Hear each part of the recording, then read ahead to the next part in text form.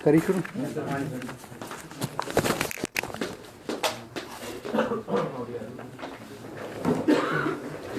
ये किसका है?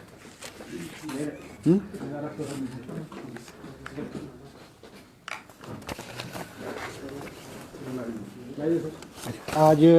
हिमाचल प्रदेश मंत्रिमंडल की बैठक जो है वो मुख्यमंत्री सुखविंदर सिंह सुक्खू जी की अध्यक्षता में हुई और कोई 55 के करीब एजेंडा से, और ये जो बैठक है लगभग 5 घंटे के करीब जो है चली और विस्तृत रूप से बहुत सारे पहलुओं पे विचार विमर्श किया गया। सबसे अहम जो मुद्दा रहा है, क्योंकि हिमाचल प्रदेश बरसात के मौसम में इस बार भी बहुत भारी आपदा आई है और हिमाचल प्रदेश को लगभग 5,000 करोड़ रुपए का नुकसान हुआ है। आज कैबिनेट ने विस्तृत रूप से डिटेल जो है फीडबैक लिया है कि जो राहत पैकेज हमारी सरकार और मुख्यमंत्री द्वारा घोषित किया गया था उसमें क्या प्रोग्रेस हुई है, सड़कों की बहाली है, लोगों को जो प्राइवेट प्रॉपर्टी है, पब्लिक प्रॉपर्टी है, उसके नुकसान के बारे में विस्तृत रूप से चर्चा की गई है। क्योंकि आप जानते हैं कि हमारे माननीय प्रधानमंत्री श्री नरेंद्र मोदी जी हिमाचल प्रदेश आए थे और उन्होंने 1500 करोड़ रुपए हिमाचल प्रदेश को देने की घोषणा की थी कि जो पैसा वो अभी तक नहीं आया और हिमाचल प्रदेश सरकार अभी भी इंतज़ार कर रही है। मगर वो पैसा कब आएगा उसको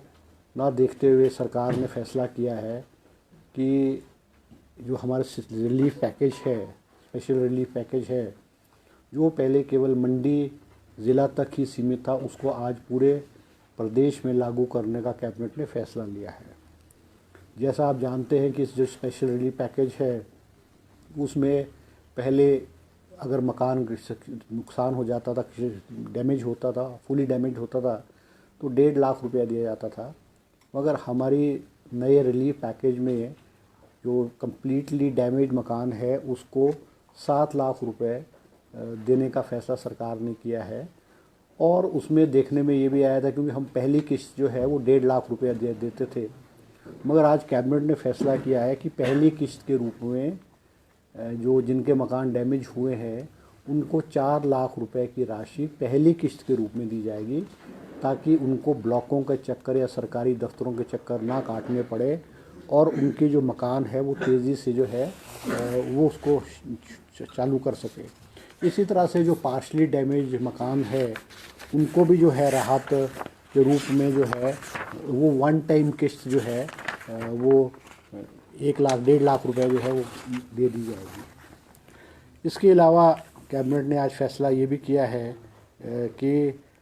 400 पोस्टें जो है एजुकेशन डिपार्टमेंट ने असिस्टेंट स्टाफ नर्सेज की जो है हेल्थ एंड फैमिली वेयर डिपार्टमेंट में स्वीकृत की हैं, जिनकी सैलरी 25,000 रुपये महीना होगी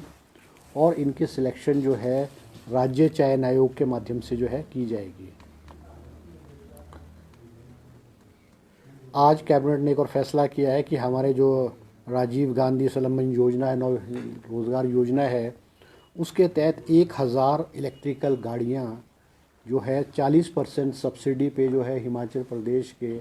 जो बेरोज़गार नौजवान है उनको दी जाएगी। इसके अलावा हमारे जो है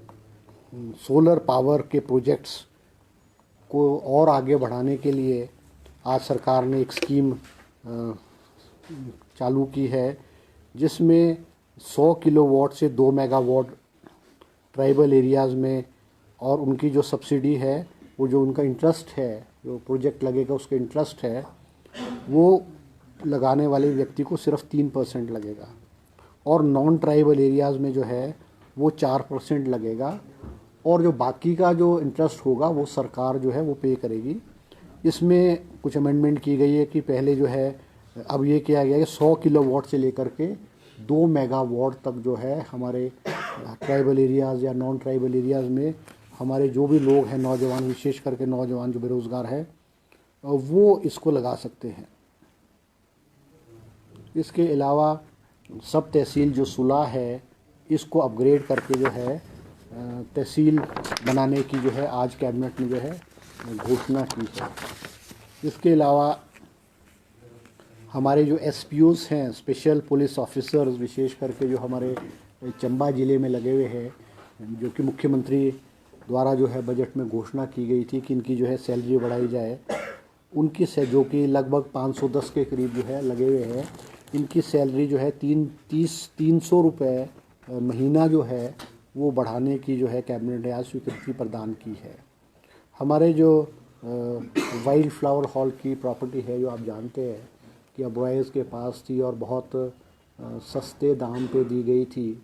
और बहुत लंबे अरसे से कोर्ट में लिटिगेशन चला हुआ था। हमारे सरकार और मुख्यमंत्री के हस्तक्षेप के बाद जो है वाइल्ड फ्लावर की जो प्रॉपर्टी है वो हाई कोर्ट ने हमारी हिमाचल सरकार के फेवर में डिसीज़न दिया है और सरकार ने उस प्रॉपर्टी को टेक ओवर भी किया है, मगर इस होटल को फ़िलहाल चलाने के लिए इसको अबॉयज़ ग्रुप को ही दिया गया है। इस प्रॉपर्टी से लगभग अभी पीछे हमको 400 करोड़ रुपए जो पिछला ईयर था 425 करोड़ रुपीज़ हिमाचल गवर्नमेंट को मिले हैं, जो कि पिछले 25-30 साल से एक नया पैसा भी हिमाचल प्रदेश को नहीं मिलता है। इस प्रॉपर्टी से, इस होटल से, क्योंकि ये 7 स्टार होटल है और ये इंटरनेशनल लेवल की प्रॉपर्टी है और सरकार ये चाहती है कि इस प्रॉपर्टी को कोई इंटरनेशनल लेवल की कंपनी या कोई बहुत बड़े जो होटल ऑफ चेन्स और होटल वाले हैं वो ले। उसको देखते हुए इसका सरकार ने फैसला किया है कि ग्लोबल टेंडर किया जाएगा और कुछ शर्तें रखी हैं कि इन कंपनीज़ का जो टर्नओवर है वो इतना होना चाहिए और जो भी है टर्म्स एंड कंडीशन वो किया है और ग्लोबल टेंडर का फैसला किया गया है। और ये जो ग्लोबल टेंडर जो करेगा वो हमारे जो गवर्नमेंट ऑफ इंडिया की कंपनी है MSTC, वो इस टेंडर को जो है करेगी। इसके अलावा हमारे जो स्पोर्ट्स में है, जैसे हमारे स्पोर्ट्स जो पर्सनैलिटीज़ है, स्पोर्ट्समैन है, उनको 3% स्पोर्ट्स कोटे के रूप में सरकारी नौकरी में जो है वो नौकरियां प्रदान की जाती हैं। और इसमें हमारे 41 स्पोर्ट्स जो है 41 स्पोर्ट्स इंक्लूड की गई थी, क्योंकि गवर्नमेंट ऑफ इंडिया समय समय पर जो है स्पोर्ट्स को इसको ऐड भी करती है और डिलीट भी करती है। क्योंकि गवर्नमेंट ऑफ इंडिया ने इसमें 18 और स्पोर्ट्स को जो ऐड किया था, उसके मुताबिक आज हिमाचल सरकार ने भी वो जो 18 पोस्ट हैं, 18 स्पोर्ट्स हैं, उनको भी जो स्पोर्ट्स की सूची है, गेम्स की सूची है, उसमें ऐड करने का फ़ैसला किया है। और मुख्यमंत्री जी ने भी कहा है, क्योंकि जो हमारे जो स्पोर्ट्स कोटे के हमारे नौजवान हैं, हमारे बच्चे हैं, जिन्होंने नेशनल लेवल पे, इंटरनेशनल लेवल पे हिमाचल प्रदेश को रिप्रेजेंट किया है और गोल्ड मेडल्स और सिल्वर मेडल, ब्रॉन्ज मेडल हासिल किया है, उनको नौकरी देने के लिए मुख्यमंत्री जी ने आज अलग चीफ सेक्रेटरी को, अलग डिपार्टमेंट्स को कहा है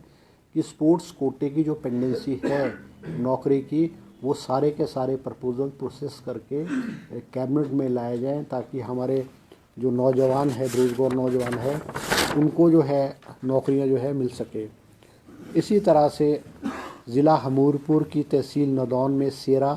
तथा भूपल में नए कानगो सर्कल खोलने का भी जो है कैबिनेट ने फैसला किया गया है। इसके अलावा हमारे जो तहसील गलोड़ में जो है हमारे सर्कल्स हैं, कानगो सर्कल्स हैं, गलोड़ 1 और गलोड़ 2, इनको रीऑर्गेनाइज़ करके वहाँ पर एक तीसरा कानगो सर्कल करसाई को भी खोलने का कैबिनेट ने फैसला किया गया है। इसी तरह से हमारे जो Kinnaur district cooperative and marketing consumer federation limited Tapri का है, उनके पास कंस्ट्रक्शन ऑफ ग्राउंड के लिए जो है लीज़ जो है वो देने का फ़ैसला किया गया है और जो लीज़ का अमाउंट है वो भी एक बहुत नॉमिनल लेवल पे जो है रखा गया है। इसके अलावा गवर्नमेंट ने जो है एक और बड़ा अहम फैसला किया है, क्योंकि हिमाचल प्रदेश में टूरिज़्म के बहुत बड़े पोटेंशियल हैं और हम ये देखते हैं कि हमारे जो टूरिज़्म के प्रोजेक्ट्स हैं उनमें अननेसेसरी डिले होता था। मुख्यमंत्री जी ने फैसला किया कि हिमाचल प्रदेश में टूरिज़्म इन्वेस्टमेंट प्रमोशन काउंसिल जो है वो under the department of tourism and civil aviation को खोला जाएगा, जिसके अध्यक्ष मुख्यमंत्री जी होंगे। और जो भी टूरिज्म है tourism investment promotion council under the department of tourism and civil aviation. क्योंकि जो हमारे टूरिज्म के प्रोजेक्ट्स हैं वो डिले, अननेसेसरी डिले होते हैं, मतलब ड्यू टू वेरियस बोटलनेक्स या ड्यू टू वेरियस फॉर्मेलिटीज़। उसमें मुख्यमंत्री जी इसकी अध्यक्षता करेंगे और 50 करोड़ रुपए से ज़्यादा के जो भी प्रोजेक्ट होंगे वो इस काउंसिल में अप्रूव होंगे। और रूल्स भी इसमें फ्रेम किए गए हैं, क्योंकि जो भी डिपार्टमेंट कंसर्न्स के एनओसीज लगेंगे, चाहे वो टीसीपी का है, प्लानिंग का है, या पॉल्यूशन का है, या और डिपार्टमेंट्स के होंगे, विद इन 14 डेज़ जो है इन डिपार्टमेंट्स को जो है एनओसीज देने पड़ेंगे। अगर इनकी क्वेरीज या ऑब्जेक्शन होगी, one time query and objection होगी, और नेक्स्ट 14 डेज़ के अंदर आफ्टर रिप्लाइंग द क्वेरीज आपको जो है इनको एनओसीज जो है आपको ग्रांट करने पड़ेंगे, ताकि हिमाचल प्रदेश में जो बड़े बड़े टूरिज्म के प्रोजेक्ट्स हैं, 3 स्टार होटल्स हैं, 5 स्टार होटल्स हैं, अम्यूज़मेंट पार्क्स हैं, या कोई और टूरिज़्म की एक्टिविटीज़ के जो प्रोजेक्ट्स हैं वो हिमाचल प्रदेश में आ सके। और इसमें ये भी फैसला लिया गया कि कुछ जो प्रोजेक्ट्स हैं, चाहे रियल स्टेट के हैं या कोई और है, जिनमें 30 to 40% काम हो चुका है, अगर वो अपने इस इन्वेस्टमेंट को, इन प्रोजेक्ट्स को अगर टूरिज़्म के होटल्स में कन्वर्ट करना चाहते हैं, तो वो भी हमारे जो ये टूरिज़्म इन्वेस्टमेंट प्रमोशन काउंसिल है, इसके माध्यम से जो है इसमें जो है वन टाइम जो है कर दिया जाएगा। इसी तरह से हमारे आज कैबिनेट ने फैसला लिया है, क्योंकि हमारे जो प्रपोज़ल है conversion of Kota of Indian made foreign liquor and vice versa, जो है देसी और इंग्लिश का जो कोटा है उसको वाइस वर्सा करने का फ़ैसला लिया है। अदरवाइज़ क्या होता था कि जो ये हमारे शराब की जो फैक्ट्रियां हैं वो कई बार एक कैटेगरी को यूज़ नहीं कर पाती थी, जैसे देसी में नहीं कर पाती थी, IMLF में नहीं कर पाती थी। तो अगर वो आपस में कन्वर्ट करना चाहें तो कर सकते हैं, ताकि हमारे जो है रेवेन्यू का लॉस जो है स्टेट को नहीं हो सके। इसके अलावा एक और फैसला लिया गया कैबिनेट ने कि हमारे जो ये प्लांट्स हैं, हमारे जो बॉटलिंग प्लांट्स हैं या हमारे जो शराब के जो प्लांट्स हैं हिमाचल प्रदेश में, वो जो है टैक्सेस की चोरी, या मान लीजिए कि टैक्सेस को अवॉइड करते थे, उसको कंट्रोल करने के लिए, जिससे कि प्रदेश में करोड़ों रुपए का लॉस होता था, क्योंकि इनमें इन फैक्ट्रीज़ में ENA यूज़ होता था, और ENA जो है दूसरे स्टेटों से लाया जाता था, और स्टेट का उस पर कंट्रोल, क्योंकि ENA जो है एक प्रोडक्ट है, जो चाहे वो हमारी इंग्लिश की शराब है, चाहे देसी भी शराब है, उसको बनाने के लिए अब इनकी जो सप्लाई स्टेट में जो सप्लाई करेगी, हिमाचल के अंदर जो भी शराब की फैक्ट्री है, चाहे वो अंग्रेज़ी है चाहे वो देसी है, उनको ENA जो है वो GIC के माध्यम से लेना पड़ेगा, ताकि सरकार का उनके ऊपर जो कंट्रोल जो है वो रहेगा। इसके अलावा जो है सरकार ने जो है जो हमारे कांगड़ा का गग्गल एयरपोर्ट है उसकी एक्सपेंशन के लिए और उसमें तेज़ी है, उस पर भी विस्तृत रूप से प्रेजेंटेशन किया गया है, और किस तरह से उसमें तेज़ी लाए वो मुख्यमंत्री जी ने उसमें जो है डायरेक्शंस दिए हैं। हमारे कोई जो हमारे गवर्नमेंट एम्प्लॉयज़ हैं, इनको पैटर्निटी लीव जो है paternity leave to the male contract employees को भी देने के लिए आज सरकार ने फैसला किया है, 15 दिन की जो है, और वो भी 2 लाइव चिल्ड्रंस के उसमें किया गया है। और दूसरा फैसला कैबिनेट ने किया गया है कि हमारे जो प्रिंसिपल्स हैं, स्कूल्स के प्रिंसिपल्स हैं, उनकी भी आज प्रपोज़ल कैबिनेट में आई कि भी उनके जो प्रमोशंस सीनियर सेकेंडरी स्कूल्स हमारे हिमाचल प्रदेश में 2036 हैं, और 805 पोस्टें जो है सीनियर सेकेंडरी स्कूल में प्रिंसिपल की खाली पड़ी हुई है। तो उसमें पर्सनल डिपार्टमेंट को ये रेफ़र केस किया गया है कि पर्सनल डिपार्टमेंट अपने ओपिनियन दे, क्योंकि इसमें कोई थोड़ी लीगल कॉम्प्लिकेशंस भी थी, और उसके बाद जो है दोबारा से कैबिनेट में आएगा। इसके अलावा मुख्यमंत्री जी ने बजट में आश्वासन दिया था, एश्योरेंस दिया था बजट स्पीच में, कि हमारे जो मिड डे मील वर्कर्स हैं, वाटर कैरियर्स हैं, SMC टीचर्स हैं और IT टीचर्स हैं कंप्यूटर के, इनको जो है सैलरी में 500 रुपये इंक्रीज़ करने का फ़ैसला लिया गया है,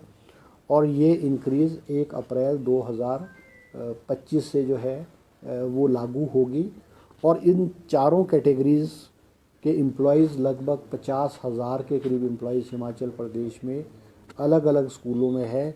जिनको इस डिसीज़न से जो है लाभ होगा। आज कैबिनेट ने 3 गवर्नमेंट प्राइमरी स्कूल जो है 3 गवर्नमेंट प्राइमरी स्कूल सोलन ज़िले में खोलने का भी फैसला लिया है। और ये प्राइमरी स्कूल जो है हरीपुर संधोल 2,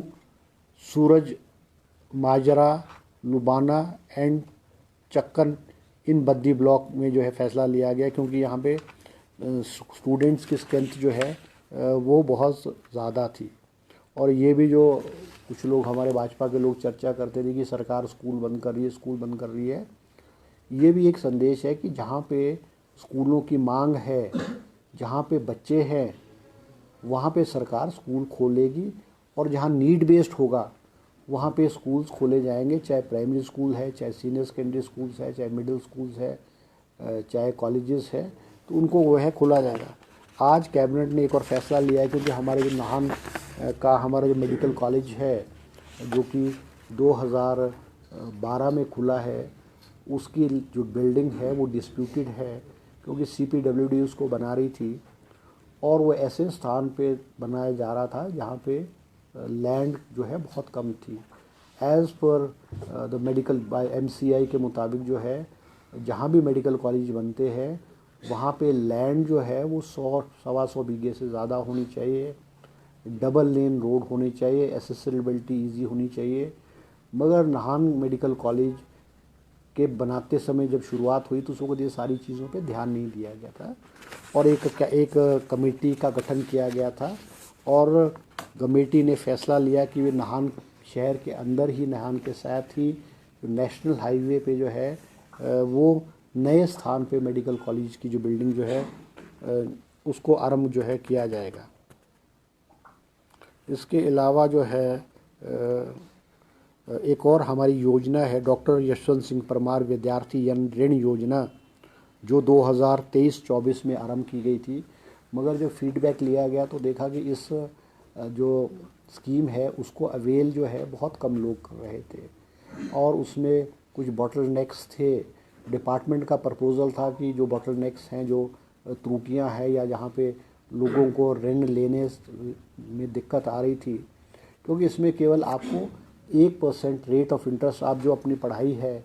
चाहे वो प्रोफेशनल कोर्स है, चाहे वो लॉ है, चाहे B.Ed है, चाहे नर्सिंग है, चाहे MBBS है, चाहे इंजीनियरिंग है, या आप इस ऋण के माध्यम से विदेशों के अच्छी यूनिवर्सिटीज़ और अच्छे अच्छे कॉलेजेस और अच्छे अच्छे इंस्टीट्यूट्स में भी जो है आप पढ़ाई कर सकते हैं। मगर इसमें बॉटलनेक था कि भाई उसमें लास्ट एग्ज़ाम में जो आप लोग हैं उसमें 60% आपको परसेंटेज चाहिए थी। उसको रिलैक्स करके अब ये किया गया कि इसमें प्रोफेशनल कोर्सेज़ में जो आपका लास्ट एग्ज़ाम है उसकी परसेंटेज नहीं देखी जाएगी और आप उस लोन को जो है अवेल कर सकते हैं। दूसरी प्रॉब्लम इसमें ये भी आ रही थी कि जो इनकम का क्राइटेरिया था, इसमें कहा था कि भाई उन लोगों को जिनकी एनुअल इनकम 4 लाख रुपए से कम है वही लोग इसको अवेल कर सकते हैं। आज कैबिनेट ने जो है इसकी इनकम को जो है वो 4 लाख से बढ़ा करके 12 लाख रुपए एनुअल किया है,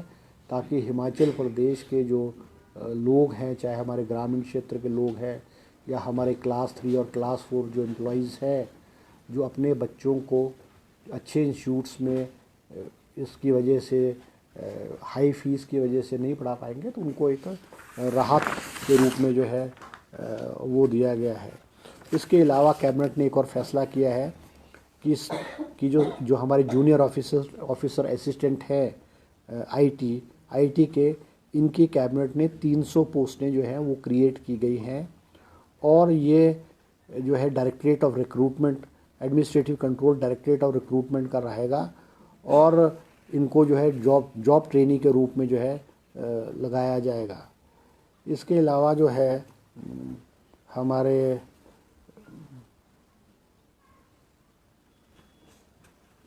मेडिकल कॉलेजेस में भी जो हमारे PG और SS पॉलिसी है उसको अमेंड किया गया, उसमें कुछ चेंजेस किए गए हैं और 32 post of assistant professor in department of cardiology, neurology, neurosurgery,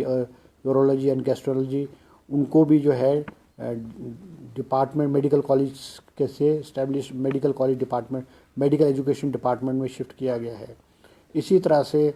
हमारे जो रेजिडेंट डॉक्टर्स की पॉलिसी है उसमें भी रिटन एग्ज़ाम के माध्यम से उनकी जो है सिलेक्शन की जाएगी। और हमारे जो भेड़ पालक हैं, क्योंकि वो हायर रीचेस से हिमाचल प्रदेश के जब बर्फ़ गिरती है, सर्दियाँ होती है, तो हायर रीचेस से लोअर रीचेस में आते हैं, तो उनकी जो रूट्स कि कहाँ से क्या कितने हैं, क्या रूट्स होता है उनका, उसको देखते हुए हमारे जो एनिमल हस्बेंड्री डिपार्टमेंट है उन्होंने thematic mapping of migratory routes of sheep breeding in Himachal Pradesh को जो है आज कैबिनेट ने स्वीकृति प्रदान की गई है। इसी तरह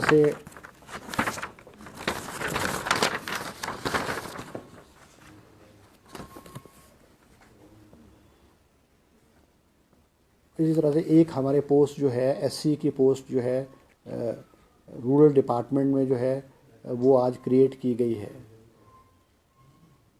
और आज कैबिनेट ने एक और फैसला लिया है कि हमारे जो पंचायती राज संस्थाएं हैं इनको जो रीऑर्गेनाइज करने की और डीलिमिटेशन करने के लिए आज कैबिनेट ने फैसला किया गया, क्योंकि आप जानते हैं कि हिमाचल प्रदेश में भारी आपदा आई है और उसकी वजह से जो हमारे पंचायतों के चुनाव को रोकना पड़ा है। और जो ये डीलिमिटेशन और पंचायतों को रीऑर्गेनाइज करने का जो प्रोसेस नहीं कर पाए थे, तो हिमाचल प्रदेश के अलग अलग पंचायतों के प्रतिनिधि पंचायतों के रेजोल्यूशंस भी गवर्नमेंट को समय समय पर आते रहे और वो सरकार के पास पेंडिंग थे। और आज कैबिनेट ने फैसला लिया है कि पंचायत जो हमारी पंचायतें हैं उनको रीऑर्गेनाइज करना या उसको डीलिमिटेशन करने का प्रोसेस जो है आरंभ किया गया है।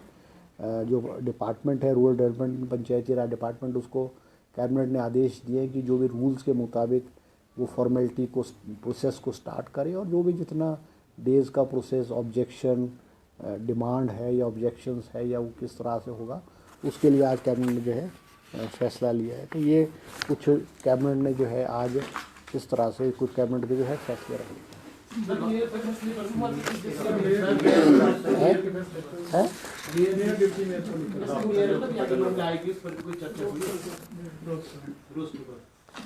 ये रोस्टर वाला तो नहीं है, रोस्टर वाला ऐसा तो कुछ नहीं है। वो तो मेयर के कार्यकाल को 2.5 साल के बाद तो चेंज नहीं, वो वाला तो आज हो गया है। जो मेयर का है, मेयर और डिप्टी मेयर का जो है वो 2.5 साल का कार्यकाल आज कैबिनेट ने उसको करके 5 साल कर दिया है। क्योंकि ये भी दिक्कत आती थी, क्योंकि हर 2.5 साल बाद फिर पॉलिटिकल पार्टीज़ जो है मेयर और डिप्टी मेयर के दोबारा इलेक्शन होते थे, फिर हॉर्स ट्रेडिंग होती थी। क्योंकि पहले भी ये होता था कि मेयर डिप्टी मेयर का या पंचायत के भी जितने भी इंस्टीट्यूशंस हैं, पंचायती राज या अर्बन बॉडीज़ के इंस्टीट्यूशंस हैं, इन सब में हर लेवल के लोगों का जो टेन्योर है 5 ईयर्स होता है। मगर पूर्व में जो सरकार रही है उन्होंने इसको ढाई साल कर दिया है। और उससे ये होता था कि जो हमारे बॉडीज़ है, अर्बन बॉडीज़ है, उसमें भी जो है वो हॉर्स ट्रेडिंग और प्रेशर और वो दिक्कत आती। तो आज कैबिनेट ने जो मेयर डिप्टी मेयर इनका जो है फैसला लिया है कि उनका टेन्योर 5 साल का होगा। सर आपने इस फैसले में हॉर्स ट्रेडिंग का जिक्र किया है। अगर हम देश के पैटर्न को देखें, कई जगह 1 साल का कार्यकाल है, ज्यादातर 2.5 वर्ष का है। आपको नहीं लगता जहां महिला आरक्षण आ रहा है वहां भी सीट दब रही है, या जहां जातीय तो महिला आरक्षण देखो, महिला आरक्षण तो देखो ऐसा है कि महिला आरक्षण है या एससी का है, वो तो हर उसके अकॉर्डिंग टू द रूल्स हर उसमें होता है। वो ऐसा थोड़ी है कि वो नहीं होगा। अब हमारी म्यूनसिपल कॉरपोरेशन तो 5-6 म्यूनसिपल कॉरपोरेशन है, तो जो रिजर्वेशन का रोस्टर है वो तो पूरे स्टेट में जैसा लगेगा। कोई एमसी का मेयर एससी में होगा, कोई महिला में होगा, कोई जनरल में होगा। वो तो जो पैटर्न होगा वो तो पूरे स्टेट के लिए एप्लीकेबल हर जगह के लिए होगा ना। वो आपको ये नहीं लगता जिसको 2.5 वर्ष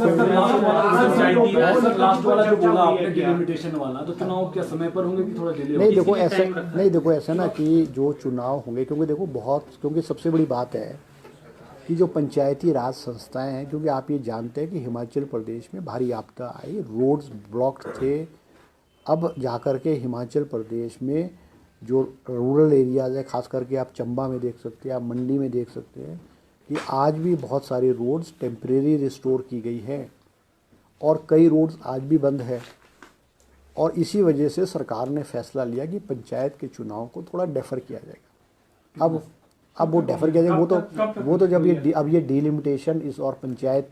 को रीऑर्गेनाइज करने का जब प्रोसेस शुरू होगा, तो वो जो अब हम अगर मान लो ऑब्जेक्शंस है, काउंटर ऑब्जेक्शंस है या एप्लीकेशंस इनवाइट करनी है, वो तो एज पर द रूल जितना भी समय होता होगा वो तो फॉलो करना पड़ेगा। अब मान लो एक मिनट, अब हम जो रूल्स है, रूल्स को हम बाईपास थोड़ी कर सकते हैं। किसी भी पंचायत का अगर कोई हिस्सा या कोई गांव या कोई मौजा वो दूसरी पंचायत में जाना चाहता है और उनको अनकन्वीनियंस है, अब कई गांव ऐसे हैं कि वो पंचायत हेडक्वार्टर से 10 किलोमीटर के दूर पे है, मगर वो दूसरी पंचायत में जाएंगे तो that distance will be reduce from 10 kilometer to 1 kilometer. तो क्या उन लोगों को जो दूसरी पंचायत में जाना चाहते हैं उनको अधिकार होना चाहिए कि वो किस पंचायत में जाना चाहते हैं? क्या ये हिमाचल सरकार उसको बाईपास थोड़ी कर सकती है? मगर ये सारे का सारा प्रोसेस आपदा की वजह से इसको हम नहीं फॉलो कर पाए हैं। अब लगभग नॉर्मलसी हुई है और बहुत सारे प्रपोजल सरकार के पास पेंडिंग पड़े हुए, कोई मेरे ख्याल कोई 100-150 प्रपोजल हिमाचल प्रदेश की अलग अलग पंचायतों के प्रपोजल हिमाचल पंचायती राज डिपार्टमेंट के पास पड़े हैं। कैबिनेट में रूरल डेवलपमेंट मिनिस्टर ने ये प्रपोजल लाया और बात की कि इन प्रपोजल्स का क्या किया जाए। तो इन प्रपोजल्स को देखते हुए जो है वो फैसला लिया गया कि पंचायतों को रीऑर्गेनाइज किया जाएगा और according to the rules, according जो भी टाइम पंचायती राज एक्ट में होगा उस टाइम को फॉलो किया जाएगा। और अगर वो उसमें नहीं हुआ या मान लो अब जैसे लास्ट डेट इज़ जनवरी, तो मे भी वो मैं हो सकता है, अब ये तो it is not in my preview कि मैं आपको ये कह दूं कि पंचायत के चुनाव कब होंगे कब नहीं होंगे, मगर अगर ये सारे का सारा process with in that stipulated time हो जाएगा तो पंचायत के चुनाव उस समय पे हो जाएंगे। और बहुत सारे स्टेटों में, आप हरियाणा है, उत्तराखंड है और से, उसमें भी due to various reasons panchayat के चुनाव जो है डेफर भी हुए हैं। सर, तारा देवी रोपवे को लेकर भी कोई चर्चा नहीं, कोई चर्चा। Thank you ji.